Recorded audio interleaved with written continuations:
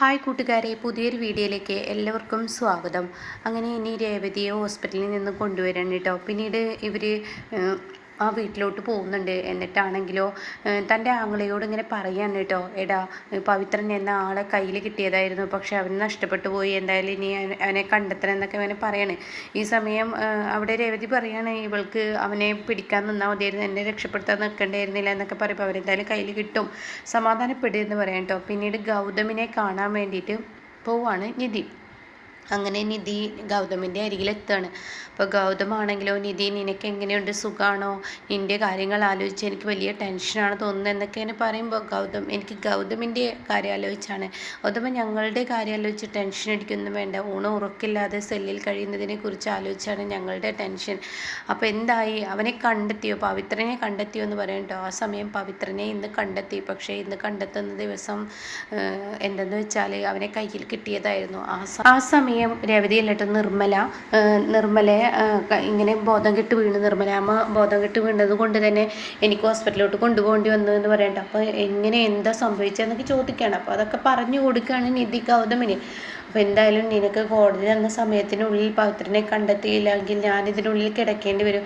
എന്തായാലും ഒരു ഗുണ്ട ഇപ്പോൾ വന്നിട്ടുണ്ട്, അവൻ ഇന്നലെ രാത്രി എന്നെ കൊല്ലാൻ വേണ്ടി ശ്രമിച്ചു. അപ്പോൾ എനിക്ക് മനസ്സിലായ കാര്യം, അവൻ CKC ആക്കിയ ആളാണെന്നാണ് തോന്നുന്നത്. അത് കേട്ടോളം തന്നെ അവൻ CKC ആക്കിയ ആൾ തന്നെയാണ്. പക്ഷെ ഒരു കാര്യം ഞാൻ പറയട്ടെ, അവനെ സൂക്ഷിക്കേണ്ടിയിരിക്കുന്നു എന്നൊക്കെ എന്നെ നിധി പറയാണ്. ആ സമയം പറയണം, ഗൗതം എന്തായാലും ഈ പവിത്രൻ എന്ന് പറയുന്നവനെ ഈ CKC ആക്കിയ ഈ ഗുണ്ടെ എന്നെ കൊല്ലാൻ വേണ്ടി ഇവിടെ വന്നിട്ടുണ്ടെങ്കിൽ അവൻ്റെ വായിൽ നിന്നും ഈ പവിത്രൻ എവിടെയുണ്ടെന്ന് അറിയാൻ പറ്റുമെന്ന് പറയട്ടോ.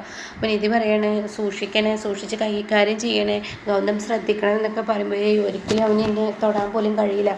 അതാണ് എനിക്കറിയാം അവനെ എങ്ങനെ വെറുതെയിൽ വരുത്തണം എന്നൊക്കെ എനിക്കറിയാം എന്നൊക്കെ പറയട്ടോ. എന്താ ഗൗതം ഇതാ പ്രസാദം എന്നൊക്കെ പറഞ്ഞിട്ട് നെറ്റിയിൽ തൊട്ട് കൊടുക്കുന്നൊക്കെ ഉണ്ട്. അപ്പോഴേക്കും വാ പോവാമെന്ന് പറഞ്ഞിട്ട് കോൺസ്റ്റബിൾ വിളിക്കുകയാണ് കേട്ടോ. അങ്ങനെ ഈ സമയം പിന്നീട് കാണിക്കുന്നത് നിധി നിർമ്മലയുടെ അടുത്ത് വന്നിറങ്ങുന്ന. നിർമ്മല ഒരു അമ്പലത്തിൻ്റെ മുന്നിൽ നിൽക്കുന്നുണ്ട്. അമ്പലത്തിൻ്റെ അല്ല, ഒരു റോഡ് സൈഡിൽ ഇങ്ങനെ നിൽക്കുന്നുണ്ടാവും. അപ്പോൾ നിർമ്മല ചോദിക്കുകയാണ്, എന്തായി എൻ്റെ മോൻ്റെ കാര്യം, ഇനി അവനെ കണ്ടോ, അവന് സുഖമാണെന്നൊക്കെ ചോദിക്കുമ്പോൾ സെല്ലിൽ സുഖമാണോ എന്ന് ചോദിക്കേണ്ട ആവശ്യമില്ലല്ലോ, അപ്പോൾ കുഴപ്പമൊന്നുമില്ല ഗൗതമിന് എന്നൊക്കെ ഇങ്ങനെ പറയാണ്. എന്തായാലും മോളെ ഇനിയിപ്പോൾ എന്താ ചെയ്യുക, നമുക്ക് അവനെ രക്ഷിക്കാൻ അറിയില്ല, നീ ഇന്നലെ കയ്യിൽ കിട്ടിയപ്പോൾ അവനെ വെറുതെ വിട്ടതാണ്. എന്തിനാ അത് തന്നെ ആൻറ്റി ഇങ്ങനെ പറഞ്ഞുകൊണ്ടിരിക്കുന്നത്, എനിക്ക് ആൻറ്റിയുടെ ജീവനും ഗൗതമിൻ്റെ ജീവനേക്കാൾ ഒരുപോലെയാണ് എന്നൊക്കെ ഇങ്ങനെ പറയണേ. ഇതേ സമയം ഇനി എന്താ ചെയ്യുക, ഞാനെന്തായാലും ഇന്ന് എനിക്ക് വ്രതം എടുത്തിരിക്കുകയാണ്, ഞാൻ അമ്പലത്തിൽ പോയി ആ വ്രതം അവസാനിപ്പിക്കട്ടെ, വഴിപാടുകളൊക്കെ ഉണ്ട് അതൊക്കെ ചെയ്യട്ടെ, ഞാൻ അമ്പലത്തിലോട്ട് പോട്ടെ എന്ന് പറയണേ. അപ്പോഴാണ് ഇങ്ങനെ പാറുവിനെ കാണിക്കുന്നത് കേട്ടോ. പാറു ആണെങ്കിലോ അങ്ങനെ ആരെയോ വെയിറ്റ് ചെയ്ത് നിൽക്കുന്നത് ഇപ്പുറത്തെ വസുന്ധര കാണുന്നത്. ഇവരിപ്പോൾ ആരെയോ വെയിറ്റ് ചെയ്യുന്നത്, ഇങ്ങനെ മുറ്റത്തോട്ട് കണ്ണും ഇട്ട് നിൽക്കുന്നത് എന്തിനായിരിക്കും എന്നിങ്ങനെ പറയുന്നുണ്ട്. അങ്ങനെ ഈ സമയം പെട്ടെന്ന് ഫോൺ എടുത്തിട്ട് പാറു ഇങ്ങനെ വിളിക്കുന്നത് നിധിക്കായിരിക്കും. അപ്പോൾ നിധിയാണെങ്കിലോ നിർമ്മലയുടെ കൂടെയാണല്ലോ. അപ്പോൾ നിധി പെട്ടെന്ന് ഫോൺ എടുക്കും. ഈ സമയം നിധിയോട് ചോദിക്കുന്നുണ്ട്, ആരാന്ന് നിർമ്മല ചോദിക്കുന്നുണ്ട് കേട്ടോ. അപ്പോൾ ഉടനെ പറയാണ്, അത് പിന്നെ പാറുവാണ് എന്ന് പറയാം കേട്ടോ. എന്നാൽ നീ ഫോൺ എടുക്കുമെന്ന് പറയുന്നത്. ഇതേ സമയം നീ എവിടെ, നിന്നെ വെയിറ്റ് ചെയ്തിട്ട് ഒത്തിരി നേരമായി ഞാൻ നിൽക്കുന്നതെന്ന് പറയുന്നത്. എങ്ങോട്ട് പോകാനാണെന്ന് ചോദിക്കുകയാണ്. നീ ഗൗതമിനെ ഗൗതമിനൊക്കെ കണ്ടു, എന്നാൽ നീ വേഗം വാ, ഒരു അർജൻറ്റായ ഒരു സ്ഥലത്തോട്ട് പോകാനുണ്ട്. എങ്ങോട്ടാ, അതെന്തായാലും സന്തോഷം വരുത്തുന്ന സ്ഥലത്തോട്ടാണ്, നീ വാ എന്ന് പറയാം കേട്ടോ. അപ്പോൾ അത് കേട്ട ഉടനെ എങ്ങോട്ടാന്ന് ചോദിക്കുകയാണ്. അപ്പോൾ വസുന്ധരയാണെങ്കിലോ, സന്തോഷം വരുത്തുന്ന സ്ഥലം, അതെന്ത് സ്ഥലമാണ്, അപ്പോൾ എന്തായാലും നമുക്കതിന് കണ്ടെത്തേണ്ടിയിരിക്കുന്നു, അവരുടെ പിറകെ പോവേണ്ടിയിരിക്കുന്നതൊക്കെയാണ് ചിന്തിക്കേണ്ടത് വസുന്ധര. അങ്ങനെ നീ വരുന്നുണ്ടോ, ഇല്ല ഞാൻ കുറച്ച് തിരക്കുണ്ട്, എനിക്ക് കുറച്ചും കൂടി പണിയുണ്ട്, ഇപ്പോൾ വരാൻ പറ്റത്തില്ല എന്ന് പറഞ്ഞിട്ട് ഫോൺ കട്ട് ചെയ്യാൻ കേട്ടോ. ഇതേ സമയം നിർമ്മല പറയണമെന്ന്, ഞാൻ അമ്പലത്തിൽ പോട്ടെ, അത് പറ്റത്തില്ല, എന്തായാലും വ്രതം എടുത്തിരിക്കുന്ന ആൻറ്റിയെ വിട്ട് എനിക്ക് ഒറ്റയ്ക്ക് പോകാൻ പറ്റത്തില്ല, ഞാൻ എന്തായാലും ഈ വ്രതം കഴിഞ്ഞതിന് ശേഷം വീട്ടിൽ കൊണ്ടാക്കിയതിന് ശേഷം ഞാൻ പോവുള്ളൂ, ഇന്നിപ്പോൾ ഇനി എന്തായാലും ഓഫീസിലോട്ട് പോകണ്ട എന്ന് പറയുമ്പോൾ, അങ്ങനെ പറഞ്ഞാൽ പറ്റില്ല മോളെ, ഇനി ഉച്ച വരെയുള്ള ലീവാണ് ഞാൻ എടുത്തിട്ടുള്ളൂ, ഉച്ചയ്ക്ക് ശേഷം ഞാൻ കയറാമെന്ന് ഞാൻ പറഞ്ഞിട്ടുണ്ട്. കാരണം എന്താണെന്ന് വെച്ചാൽ നമുക്ക് നമ്മുടെ ഗൗതമിൻ്റെ ജീവൻ രക്ഷപ്പെടണമെന്നുണ്ടെങ്കിൽ ഞാൻ ഏത് സമയം അവിടെ വേണമെന്നൊക്കെ പറയാണ്. അപ്പോൾ അത് കേട്ടിട്ട് നിധി പറയുന്നത്, നമുക്ക് അമ്പലത്തിലോട്ട് പോകാമെന്ന് പറഞ്ഞിട്ട് ഇവർ അമ്പലത്തിൽ ഒരു ഓട്ടോ കയറി പോവുകയാണ്. അതേ സമയം പാറുവിനെയാണ് കാണിക്കുന്നത്. പാറു വീട്ടിൽ നിന്ന് ഇറങ്ങി പോവാണ്, ഇങ്ങനെ നടന്നിങ്ങനെ പോവാണ്. ഇവരെന്താ വണ്ടിയിൽ പോകാത്തതെന്നിങ്ങനെ ചിന്തിക്കുന്നുണ്ട്. ഈ വസുന്ധര. അപ്പോൾ വസുന്ധര ചിന്തിക്കുകയാണ് അവർക്ക് സന്തോഷം വരുത്തുന്ന കാര്യം എന്ന് പറയുമ്പോൾ എനിക്ക് സങ്കടമുള്ള കാര്യമായിരിക്കും. അപ്പോൾ ഗൗതമിനെ പുറത്തിറക്കുന്ന അങ്ങനെയുള്ള എന്തെങ്കിലും കാര്യത്തിന് വേണ്ടി പോവുകയാണെങ്കിൽ അത് തടയണം, അതെന്താണെന്ന് അറിയേണ്ടിയിരിക്കുന്നു എന്നൊക്കെ പറഞ്ഞിട്ട് അവിടെ നിന്നും വസുന്ധര പോവാണ് കേട്ടോ പാറുവിൻ്റെ കൂടെ. അപ്പോൾ പാറു ഇങ്ങനെ നടന്നു പോകുമ്പോൾ പാറു ഇങ്ങനെ ഓരോന്ന് ആലോചിച്ച് ചിന്തിച്ചിങ്ങനെ പോകുമ്പോൾ തന്നെ ആരോ പിറകെ ഫോളോ ചെയ്യുന്നത് പോലെ തോന്നണം. ഇതേ സമയം ഇവരെങ്ങോട്ടാണ് പോകുന്നത് കണ്ടെത്തേണ്ടിയിരിക്കുന്നു എന്നും പറഞ്ഞിട്ട് താൻ വീണ്ടും ഇങ്ങനെ പിറകെ പോവാണ്. അപ്പോൾ പാറുവിന് തോന്നിയിട്ടോ ആരോ തൻ്റെ പിറകിലുണ്ട്, തന്നെ ആരും നോക്കുന്നുണ്ട് എന്ന് പറഞ്ഞിട്ട് പാറു എന്ത് ചെയ്യുന്നത് അവിടെ നിൽക്കുകയാണ്. ആ സമയം ഒരു കാറിൻ്റെ പിറകിലോട്ട് വസുന്ധര മാറി നിൽക്കുകയാണ്. അങ്ങനെ ഈ സമയം വസുന്ധരയോട് മാറി നിൽക്കുമ്പോൾ ഉടൻ തന്നെ പാറു ഇവിടെ ആരോ ഉണ്ടല്ലോ, ഓരോ സാരിത്തുമ്പ് കണ്ടതുപോലെ തോന്നുന്നതെന്ന് പറഞ്ഞിട്ട് ആ കാറിൻ്റെ പിറകിലോട്ട് പാറു ചെല്ലുകയാണ്. അപ്പോൾ വസുന്ധരയാണെങ്കിൽ ആ കാർ ഇങ്ങനെ ചുറ്റിച്ചുകൊണ്ടിരിക്കുകയാണ്. അതുകൊണ്ട് തന്നെ പാറുവിന് വസുന്ധരയെ കാണാതെ പോവാണ്. പിന്നീട് എനിക്ക് തോന്നിയതായിരിക്കും എന്ന് പറഞ്ഞിട്ട് പാറു മുന്നോട്ട് നടക്കുകയാണ്. അങ്ങനെ കുറച്ചങ്ങ് മുന്നോട്ട് നടക്കുമ്പോൾ വീണ്ടും തന്നെ പിറകെ ആരോ വരുന്നത് പോലെ തോന്നണം. വസുന്ധര തന്നെയാണ്. അങ്ങനെ പാറു ഉറപ്പിക്കുകയാണ് എൻ്റെ പിറകിൽ ആരോ ഉണ്ട്, എന്നെ ഫോളോ ചെയ്ത് ആരോ വരുന്നുണ്ട്, അത് കണ്ടെത്തേണ്ടിയിരിക്കുന്നു എന്ന് പറഞ്ഞിട്ട് വീണ്ടും പിറകോട്ട് തിരുമ്പോൾ ഒരു മരത്തിൻ്റെ പിറകിലോട്ട് നിൽക്കണം കേട്ടോ വസുന്ധര. അപ്പോൾ ഈ സമയം എൻ്റെ പിറകിൽ ആരോ ഉണ്ടല്ലോ, ആരാണെന്ന് കണ്ടെത്താൻ എനിക്ക് കഴിയുന്നില്ല, എന്നെ ഞാൻ നടക്കുമ്പോൾ അതിൻ്റെ പിറകിൽ ആരോ ഉള്ളതുപോലെ തോന്നുന്നു എന്ന് പറഞ്ഞിട്ട് വെറുതെ ഇങ്ങനെ നോക്കുമ്പോൾ ആ മരത്തിൻ്റെ ചുവട്ടിൽ ഒരു കാലിങ്ങനെ കാണുന്നുണ്ടോ. അപ്പോൾ വസുന്ധരയുടെ ചെരുപ്പാണ് കാണുന്നത്. ആഹാ ഇവളായിരുന്നു അല്ലേ, എന്നാൽ ഇവൾക്കിട്ട് ഒരു പണി കൊടുത്താൽ ശരിയാവുള്ളൂ എന്ന് പറഞ്ഞിട്ട് വസുന്ധരയുടെ കാലങ്ങ് അമർത്തി ചവിട്ടേട്ട പാറു. അപ്പോൾ ആ സമയം വസുന്ധര അയ്യോ എന്താ ഏട്ടത്തി ഈ കാട്ടുന്നതെന്ന് പറയണേ, നീ എന്താണ് ഈ കാണിക്കുന്നത്, എന്തിനാണ് നീ എൻ്റെ പിറകെ വരുന്നത്, നിനക്കിപ്പോൾ എന്താ ആവശ്യമെന്ന് ചോദിക്കുകയാണ്. അത് പിന്നെ എനിക്ക് എൻ്റെ മകനെ ഒരുത്തൻ CKC കൊണ്ടുപോയിട്ട് കെട്ടിയിട്ടിരിക്കുകയാണ്, ഒരുത്തൻ CKC കാരണം ജയിലിൽ കിടക്കണം, എൻ്റെ 2 മക്കൾക്കും പോയി ഒന്ന് അമ്പലത്തിൽ പോയി എനിക്കൊന്ന് പ്രാർത്ഥിക്കാൻ പോലും നീ സമ്മതിക്കില്ലേ, നീ എന്ത് സ്വഭാവമാണ്, കുടുംബം തകർക്കുന്ന പ്രവൃത്തിയാണ് നിൻ്റെ കയ്യിലെന്നൊക്കെ പറയുമ്പോൾ എന്നാലും ഏട്ടത്തി എന്നെ ഇങ്ങനെ ഉപദ്രവിക്കില്ല, പിന്നെ ഞാൻ എന്താ ചെയ്യുന്നത്, ഇനി നീ എൻ്റെ പിറകെ വന്നാലുണ്ടല്ലോ നിനക്ക് കിട്ടാൻ പോകുന്ന ഇതിലും വലിയ ശിക്ഷയാണെന്നൊക്കെ പറഞ്ഞ പാറു വസുന്ധരയെ ആട്ടാണ്. അങ്ങനെ വസുന്ധരയാണ് അയ്യോ അമ്പലത്തിലോട്ടായിരുന്നോ എന്ന് പറഞ്ഞിട്ട് വസുന്ധര അവിടെ നിന്ന് പോവുകയാണ്. പിന്നീട് പാറു അമ്പലത്തിൽ പോവാണ്. ഇതേ സമയം ഇവർ അർച്ചനയൊക്കെ കഴിച്ച് ഗൗതമിന് ആ പ്രസാദം കൊടുക്കാൻ നിധിയോട് പറയാണ്, ഈ പ്രസാദം ഗൗതമിൻ്റെ നെറ്റിയെ തൊട്ട് കൊടുക്കുക, തീർച്ചയായും എന്തായാലും ഇതോടുകൂടി ഈ പ്രശ്നത്തിന് ഒരു പരിഹാരമാവും, പവിത്രൻ എന്ന് പറയുന്നവനെ കണ്ടെത്തുകയും എന്തായാലും പ്രണവ് പുറത്തു വരികയും ചെയ്തോടുകൂടി എല്ലാ പ്രശ്നങ്ങൾക്കും പരിഹാരമാവും എന്നൊക്കെ ഇങ്ങനെ പറയണം.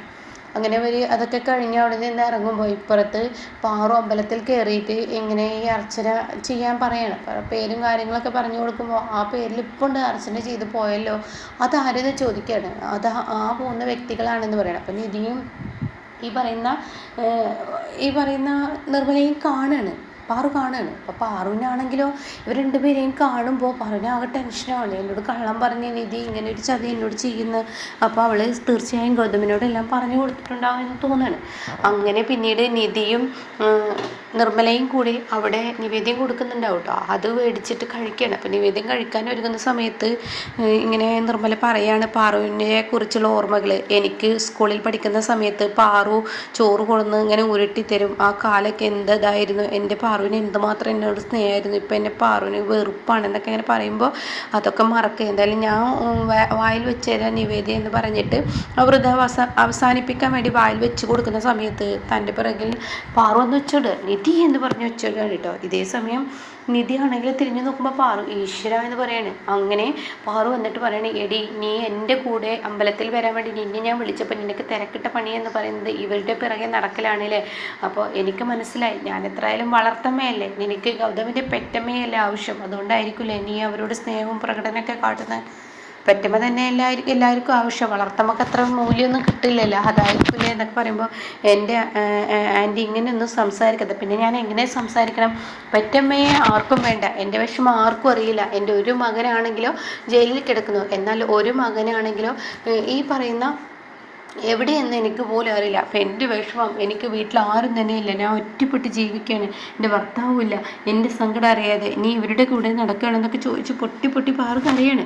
ആ സമയം നിധി പറയണേ, എന്തിനാ വെറുതെ ആൻറ്റി ഇങ്ങനെ ടെൻഷനാവുന്നത്, ഈ പറയുന്ന പാറുവിൻ്റെ മുന്നേ വെച്ച് പറയും, നിർമ്മലയ്ക്ക് വയ്യാത്ത കാരണം ഞാൻ പിന്നീട് ഒരു വീടെടുത്ത് എൻ്റെ അമ്മയെയും ആങ്ങളെയും ഇവരെ ആ വീട്ടിലാക്കി താമസിപ്പിച്ചിരിക്കുകയാണ്, അതുകൊണ്ട് തന്നെ ആഹാ അപ്പം അങ്ങനെയൊക്കെ ആയി, അത്രത്തോളായില്ലേ, ഇപ്പോഴല്ലേ നീ എന്നോട് ഈ കാര്യം പറഞ്ഞത്, ഇനി നീ പറയടി ഗൗതമിനോട് നീ ഈ നിൽക്കുന്ന നിർമ്മല അവൻ്റെ അമ്മയാണെന്നുള്ള സത്യം നീ വെളിപ്പെടുത്തിയോ?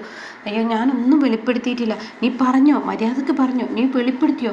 ഇല്ല വെളിപ്പെടുത്തിയില്ല. ഈ പ്രസാദം തൊട്ട് വെളിപ്പെടുത്താനാണ് ഞാൻ നിന്നോട് പറഞ്ഞത്. അത് കേൾക്കുന്ന പാറുവിനോട് അങ്ങ് ദേഷ്യം തോന്നാണ് നിർമ്മലയ്ക്ക്. നിർമ്മല പറയാണ്, പ്രസാദം പിടിച്ച് സത്യം ഇടാനൊക്കെ നീ പറയുന്നു. നീ നിന്റെ മരുമകൾ ആദ്യം വിശ്വസിക്ക്. നിനക്കൊരു സത്യം ചെയ്തെന്നുണ്ടെങ്കിൽ അവൾ ഒരിക്കലും ആ സത്യം വെളിപ്പെടുത്തില്ല. അത് നീ മനസ്സിലാക്ക്. എന്താ നീ ഇങ്ങനെ ആയിപ്പോയത് എന്നൊക്കെ ഇങ്ങനെ പറയാണ്. നീ ഇത്രയും ക്രൂരമാവാൻ പാടില്ല. ഞാൻ എൻ്റെ മകനെ പ്രസവിച്ചിട്ടത് കൊണ്ടല്ലേ നിനക്ക് എൻ്റെ മകനെ കിട്ടിയത്. സംഭവം നീ തന്നെയാണ് നീ എൻ്റെ മകനെ വളർത്തി വലുതാക്കിയത്. ആ ഒരു ഇതുള്ളത് കൊണ്ട് മാത്രമാണ് ഞാൻ എൻ്റെ മകനിലോട്ട് വരാത്തത്. എന്നിട്ടും വീണ്ടും വീണ്ടും നീ എന്നെ ഓടിച്ചിട്ട് ആക്രമിക്കുന്നത് തീരെ ശരിയല്ല. അപ്പോൾ അത് കേൾക്കുന്ന പാറുവിന് ദേഷ്യം പിടിക്കണം. പാറു പറയണം, ഞാൻ എത്ര കഷ്ടപ്പെട്ട അതൊക്കെ എനിക്കറിയാം. ഇപ്പോഴത്തെ അവസ്ഥയിൽ ഇവളെൻ്റെ അടുത്തോട്ട് വരുന്നത് നിനക്ക് കുറ്റമാണോ? നീ ഒരു കാര്യം ചിന്തിക്കണം. എൻ്റെ മകനാണ് ഗൗതമെങ്കിൽ എന്ന് പറയുമ്പോഴേക്കും ഇവിടെ നിർമ്മലയുടെ ബോധം പോവാണ് കേട്ടോ. അപ്പോൾ ഇനി ആ ബോധം പോകുന്നതിനോടുകൂടി പിന്നീട് ഇവർ തമ്മിൽ ഒന്നാവുന്ന ആ ഒരു സീനാണ് ഇനി നമുക്ക് മുന്നിൽ കാണാനിരിക്കുന്നത്.